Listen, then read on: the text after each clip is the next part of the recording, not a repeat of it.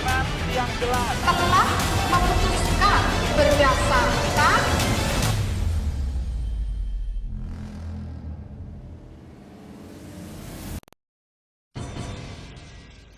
punya tugas untuk menjaga Gunung Kas. Gunung Kas adalah sumber kehidupan kita. Walaupun niki wana kula di Sade niku kula terpaksa kados niku. Kados mboten karep niku ditelukaken kan nyade kados niku. Sehebat apapun ilmunya, ya kalau tidak diberi makan oleh petani, dia mau makan apa? Makan dari mana? Apa kita cukup dengan makan semen?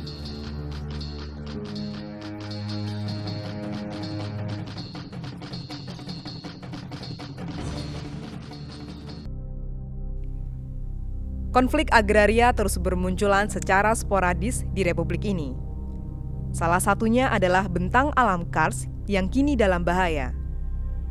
Demi pundi-pundi rupiah, harmonisme kehidupan antara alam dan manusia terancam kandas di tangan pabrik semen. Sejumlah pihak hendak memanfaatkan kekayaan alam di tanah Jawa demi keuntungan pribadi. Lalu, benarkah kawasan Kars ini layak untuk dieksploitasi?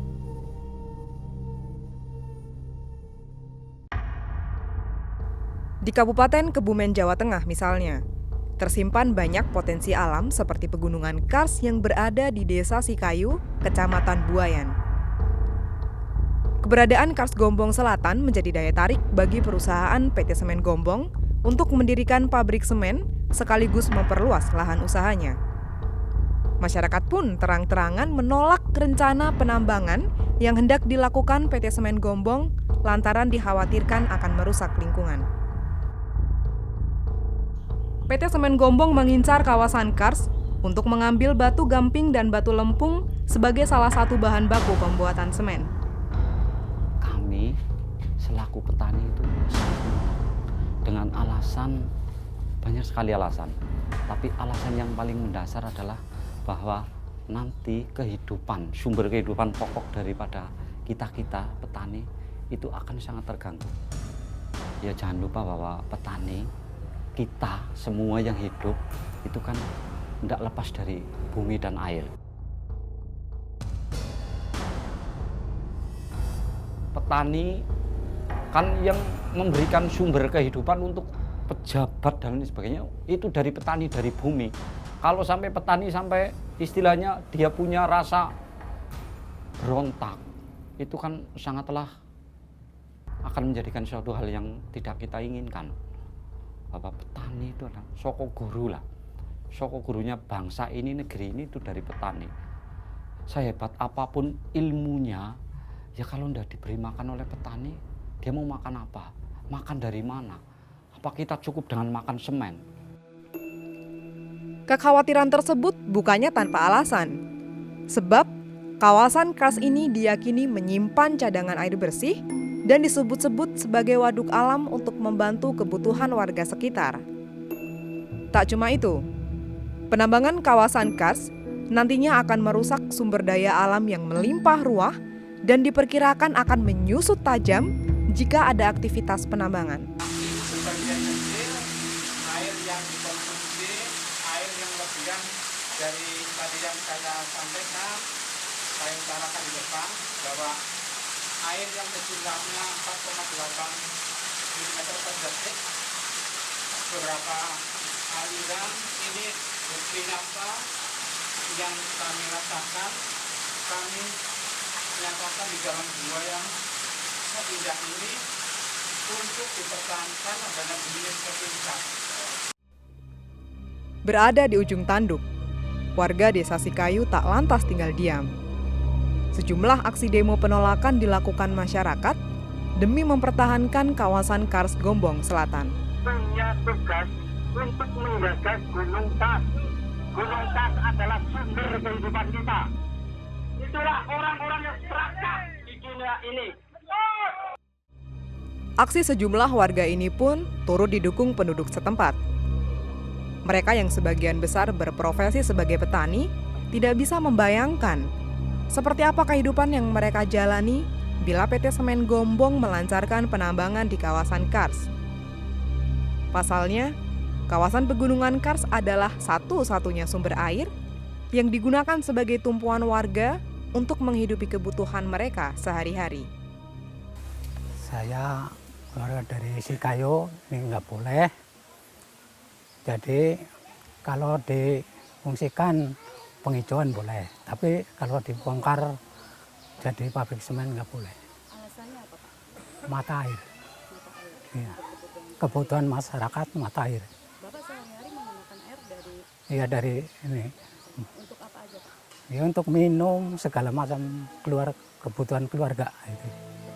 Pertanian ya. Pro kontra yang timbul sudah menjadi hal biasa.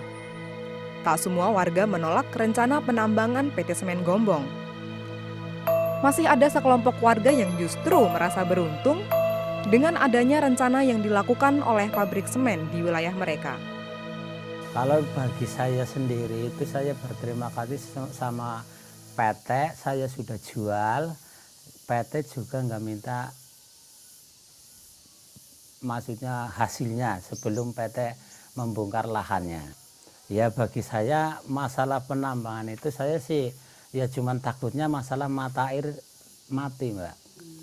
Kalau saya ini yang penting mata air itu jangan sampai punah atau mati, ya terserah.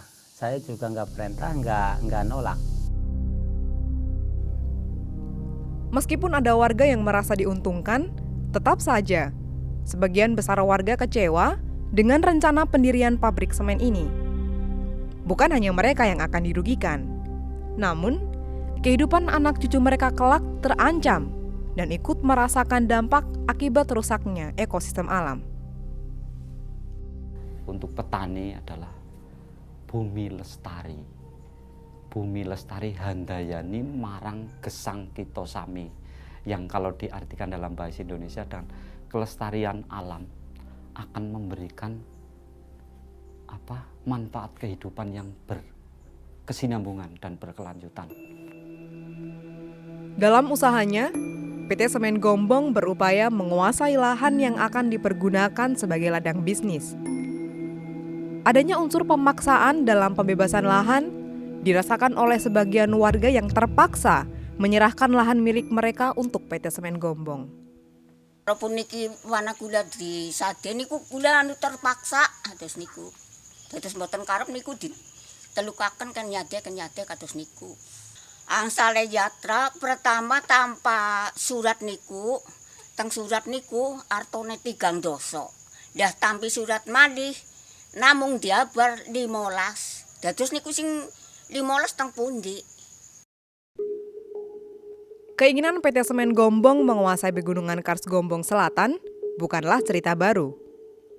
Sejak tahun 1995, PT Semen Gombong memang sudah melirik kawasan ini.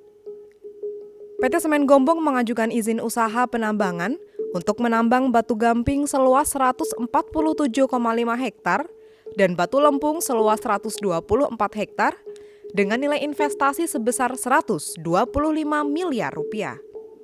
Pabrik semen ini digadang-gadang mampu menghasilkan 2,3 juta ton semen per tahun. Jadi yang pertama, stakeholder kami itu melihat bahwa sekarang kebutuhan semen di Indonesia, khususnya di Jawa Tengah, itu sangat kurang. Dari kira-kira sekitar 9 juta ton per tahun, kita hanya untuk 2 tahun yang lalu itu sekitar 3,5 juta ton saja. Ya. Jadi melihat itu potensi yang sangat besar, makanya owner kami atau stakeholder kami itu berpikiran atau mencoba untuk kembali ke industri semen. Tak ada yang salah apabila PT Semen Gombong melancarkan segala upaya demi memuluskan niatnya yang sempat terhalang krisis moneter. Semen Gombong mengajukan kembali kepada kami. Nah, kebetulan tahun 2012 saya sudah di sini dan mengajukan kepada kami itu 2012 terkait dengan wilayah izin usaha pertambangan untuk batu gamping dan batu lempung. Berdasarkan Peraturan Menteri ESDM tahun 2014 terkait pengelolaan kawasan bentang alam, jika PT Semen Gombong berhasil mengambil alih kawasan Kars, mereka harus menyisihkan sekitar 100 hektar lahan untuk dibebaskan dari segala aktivitas penambangan. Kalau sosialisasi ya pasti ada. Tetapi namanya manusia kan tidak semuanya sama dalam penerimaannya. Ada yang pro dan ada yang kontra. Itu wajar. Dalam proses kehidupan pasti ada pro dan kontra. Entah berpasang-pasangan. Tetapi dalam prosesnya sampai detik ini belum selesai. Tinggal nunggu hasil sidang-sidang, nanti nunggu ketok palu. Nah, jelas ini. Cuman harapan dari desa kami satu lah ya. Untuk dialihfungsikan menjadi yang lain. Yang lebih baik itu saja. Sebanyak 1.875 kepala keluarga di Desa Sikayu menggantungkan hidupnya dari sumber mata air Kars Gombong Selatan untuk memenuhi kebutuhan sehari-hari. Tak main-main, PT Semen Gombong bahkan telah mendirikan kantor di Desa Sikayu untuk memuluskan keinginan mereka. Lokasi kantor dan calon tapak pabrik berada di tengah-tengah pemukiman warga dan berada tepat di samping sekolah dasar yang hanya berjarak 10 meter. Persebaran Kars yang hampir merata di Pulau Jawa juga diikuti dengan pemerataan jumlah perusahaan semen yang turut mengincar tanah Kars. Tercatat, ada 9 perusahaan semen yang telah resmi beroperasi dan 5 perusahaan lainnya yang masih dalam proses perizinan. Berdasarkan Undang-Undang Dasar Pasal 33 Ayat 3 yang berbunyi, bumi, air, dan semua kekayaan alam yang terkandung di dalamnya dikuasai oleh negara dan dipergunakan untuk sebesar-besarnya kemakmuran rakyat. PT Semen Gombong menggunakan pasal ini untuk menguasai tanah Kars di Kebumen. Jelas saja, kata-kata dikuasai negara akan membuat masyarakat menjadi takut dan terpaksa menyerahkan kekayaan alam mereka ke tangan pihak semen. Posisi masyarakat Desa Sikayu pun semakin terjepit. Mereka sadar tidak akan mampu melawan PT Semen Gombong jika terus berdiam diri atau hanya mengemis di persimpangan jalan. Atas dasar itulah, warga mulai berinisiatif membangun kelompok masyarakat yang bersatu padu melawan pihak semen. Kelompok ini kemudian diberi nama Perpak atau Persatuan Rakyat Penyelamat Kars Gombong. Organisasi kami itu punya visi dan misi. Visi-misinya adalah diantaranya kita itu karena kita punya Kars yang memang itu adalah merupakan suatu tergantungan kami dengan Kars itu, maka misi kami adalah kita akan menyelamatkan Kars Gombong. Karena Pak, Kars Gombong itu adalah ke depan itu merupakan Kars yang sangat potensi. Artinya itu Kars itu bisa kita budidayakan antara lain adalah dengan ekonomi kerakyatan, ya. Kemudian kita itu bisa untuk ke depan dijadikan daerah desa wisata. Kawasan Pegunungan Kars adalah kawasan konservasi biologi yang dilindungi pemerintah. Hal ini jelas tertuang dalam Peraturan Menteri ESDM tahun 2014. Jika penambangan di kawasan ini terlaksana, maka dikhawatirkan akan merusak tatanan struktur bentang alam dan berkurangnya sumber daya alam. Belum lagi kualitas dan kuantitas air pasti berpengaruh ketika penambangan semen itu benar-benar terjadi di Desa Sikayu. Bentang alam Kars itu merupakan kawasan konservasi biologi. Nah, dampak dari kegiatan penambangan yang dilakukan itu yang pertama adalah jelas-jelas terjadi perubahan bentang alam. Jadi yang tadinya merupakan kawasan perbukitan, dengan adanya kegiatan penambangan pasti itu kan nanti akan diambil bahan bakunya. Nah, sehingga terjadi perubahan bentang alam. Kemudian yang kedua itu terjadi kerusakan lingkungan berupa mungkin munculnya pencemaran debu, kebisingan, kemudian juga berkurangnya sumber daya alam, kemudian juga pengaruh terhadap kualitas maupun kuantitas air yang ada di sekitar lokasi penambangan gitu. Tidak hanya mengakibatkan berubahnya struktur bebatuan, keberadaan aktivitas penambangan jelas akan mengurangi debit air dan merusak habitat ekosistem yang ada di dalam goa yang berada di kawasan Kars tersebut. perkembangan kars itu biasanya dampaknya itu kalau terkait dengan pengerusakan antara yang baru berkembang dan yang sudah berkembang itu akan lain gitu ya. Nah, kalau yang sudah ada jaringan sungai bawah tanah, terus kemudian ada gua misalnya, tentunya itu kan bisa langsung mengubah morfologi, menghilangkan gua. Terus kalau dia memotong, kemungkinan bisa memotong jaringan sungai bawah tanah, gitu. Kemudian kan jadi mata air yang di bawahnya jadi terputus kan gitu, karena terpotong itu kalau sudah berkembang jaringan sungai bawah tanah gitu. Ya. Jadi gini, tentunya kan kita banyak kawasan kars ya, yang paling penting adalah yang dilakukan pemerintah saat ini itu mengalokasikan mana yang harus dilindungi, istilahnya tata ruang, mengatur tata ruang, mana yang boleh dieksploitasi, terus bagian mana yang peruntukannya misalnya hanya untuk perlindungan dan pemanfaatan terbatas, bagaimana yang pemanfaatan terbatas, mana yang boleh ditambang, nah itu yang harus dilakukan. Awal bulan Juni lalu, tim penilai AMDAL dari BLH Provinsi Jawa Tengah memutuskan bahwa pegunungan Kars Gombong Selatan dinyatakan tidak layak untuk ditambang. Akan tetapi, keputusan sidang AMDAL hanyalah bersifat rekomendasi. Keputusan akhir tetap berada di tangan pemerintah Kabupaten Kebumen. Bupati Kebumen hingga kini belum mengeluarkan kebijakan apapun terkait perizinan PT Semen Gombong di wilayah Kebumen.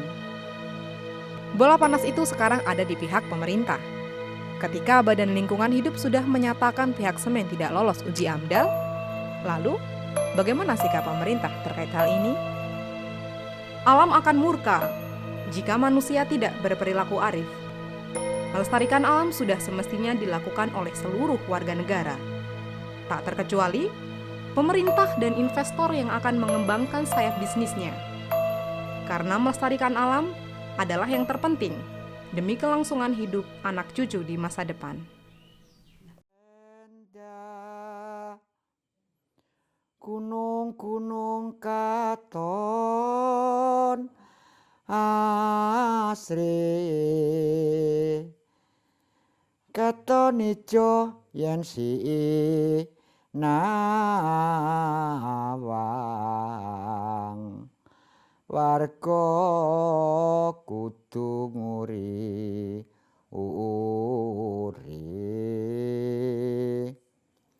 supaya bisa lestari